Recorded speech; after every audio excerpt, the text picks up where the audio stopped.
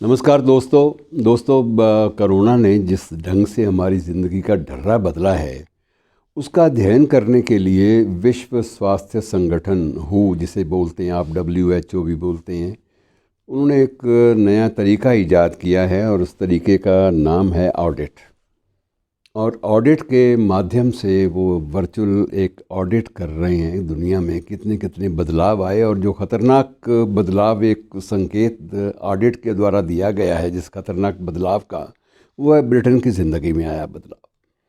Britain को हमेशा एक संभ्रांत, नपे तुले, संयमित और बड़े जागरूक किस्म के लोगों का देश माना जाता रहा है।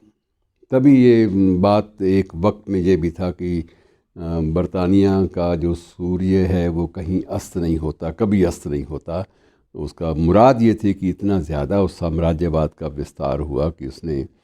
सृष्टि के लगभग हर उस देश पर अपना सिक्का जमाया, उस पर आधिपत्य किया जो देश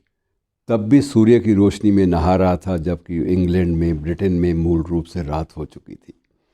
उसके साम्राज्य में एक सूरज छिपता नहीं, अस्त नहीं होता, ये एक कहावत एक मुहावरे के रूप में सामने आ गई थी। और मित्रों, अब कोरोना ने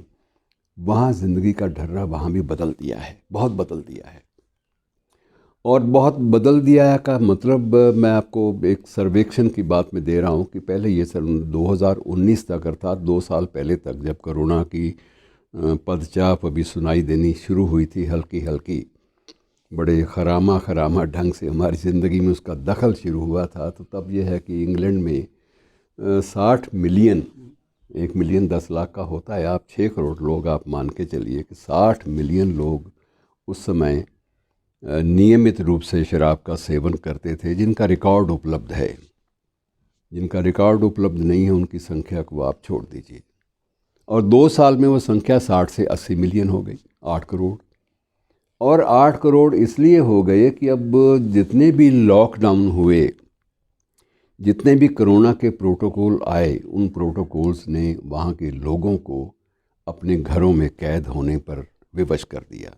अब ये ब्रिटेन वाली बात सिर्फ ब्रिटेन तक सीमित नहीं है मित्रों, ये अन्य देशों में भी अपने अपने स्तर पर, अपने अपने लेवल पर उतनी ही ज़्यादा तीव्रता से फैली है। मैं सिर्फ ब्रिटेन का इसलिए उदाहरण दे रहा हूँ कि ऑडिट में जो एक सर्वेक्षण रिपोर्ट है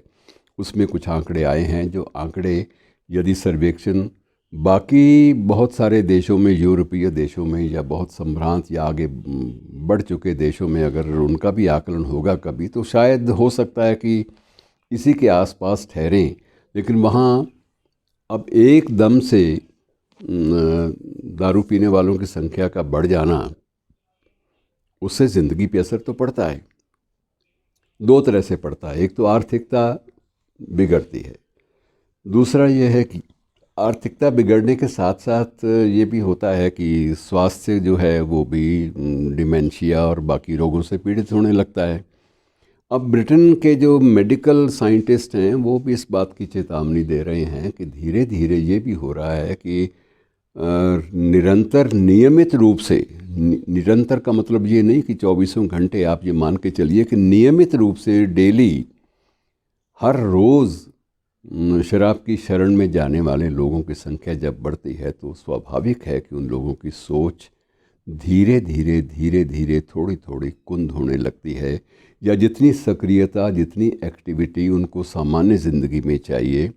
उतनी एक्टिविटी जो है धीरे धीरे मध्यम भी पड़ने लगती है। और इसके साथ साथ जो इम्यूनिटी का जो प्रोसेस है, इम्यूनिटी का मतलब सीधी सी बात है प्रतिरोधक क्षमता, आपका जिस्म, आपका शरीर जो है किसी भी बीमारी से कितना लड़ सकता है, वो जो इम्यूनिटी का प्रोसेस है वो भी कमज़ोर पड़ता है। और जो मनोविश्लेषक हैं और मेडिकल साइंटिस्ट हैं, चिकित्सा संबंधी जो वैज्ञानिक हैं, इसमें शोध करने वाले, उनका तो ये भी कहना है कि एक सप्ताह में प्रति व्यक्ति वहाँ औसतन ब्रिटेन में 50 यूनिट का जो खर्च है वो शुरू हो गया है। 50 से ज़्यादा आप कंज्यूम नहीं कर पाते, मेडिकल साइंटिस्ट ये भी वार्निंग देते हैं। और 50 यूनिट जो है वो भी ख़तरे का निशान माना जाता है कि अगर इससे थोड़ा सा भी बढ़े तो ख़तरा और गंभीर हो जाएगा। ये भी डेंजर का साइन है, ये भी लाल निशान है आपकी ज़िंदगी का। और एक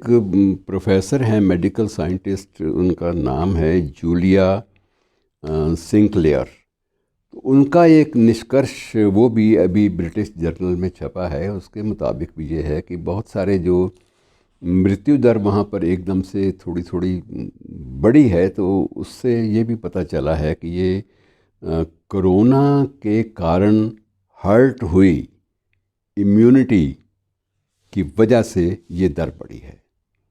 अर्थात कोरोना ने हमला किया, कोरोना ने आपके ऑर्गन्स में थोड़ी थोड़ी फेल्योर्स शुरू की, थोड़ी थोड़ी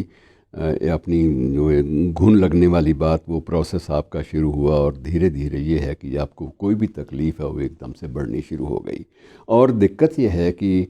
डायबिटीज़, शुगर जिसे बोलते हैं या मधुमेह बोलते हैं हम लोग, तो डायबिटीज़ है, डिमेंशिया है, तनाव है, या उसके साथ साथ जो दूसरी बीमारियां हैं जिनमें रक्तचाप, ब्लड प्रेशर, ये सारी की सारी चीज़ें, इन सब के लक्षणों में अपेक्षाकृत सामान्य दिनों की अपेक्षा 2019 से पहले की अपेक्षा अब एकदम वृद्धि पाई गई है। जाहिर है कि जो शरीर में जो स्वाभाविक रूप से जो रस बनने चाहिए थे, जो इंसुलिन जो स्वाभाविक रूप से सामान्य गति से बननी चाहिए थी, वो नहीं बन पा रही।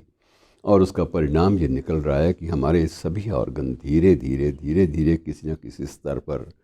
प्रभावित होने शुरू हो गए हैं। और जब ज़िंदगी इस तरह से मित्रों एकदम से बदल जाए और साथ साथ अनिश्चय का एक जो प्रश्न चिन्ह है वो भी लग जाए कि ये कब तक, जब ये प्रश्न चिन्ह भी आपके सामने लगना शुरू हो जाए, तो उसके बाद ये होता है कि आप बहुत कुछ सोचने पर मजबूर करते हैं और इससे बचा कैसे जाए। और मैं अपने रूप में मैं समझता हूँ, शायद आप भी इस बात से सहमत होंगे, जब हम गंभीरता से चर्चा करेंगे तो इसका बचाव का एक ही साधन है मित्रों, कला,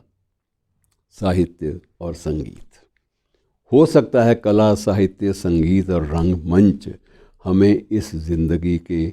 जो दोहरी तिहरी चतुर्मुखी ज़िंदगी हमें अलग अलग कंपार्टमेंटलाइजेशन में जीनी पड़ रही है, इससे शायद कुछ निकलने का रास्ता सामने आ जाए, कुछ स्थितियां नियंत्रण में आ जाएं, हमारी ज़िंदगी की 4 सांसें आसानी से सुखी मन से आ सकें, हम ले सकें। ये इसके लिए ज़रूरी है कि हमें थोड़ा सा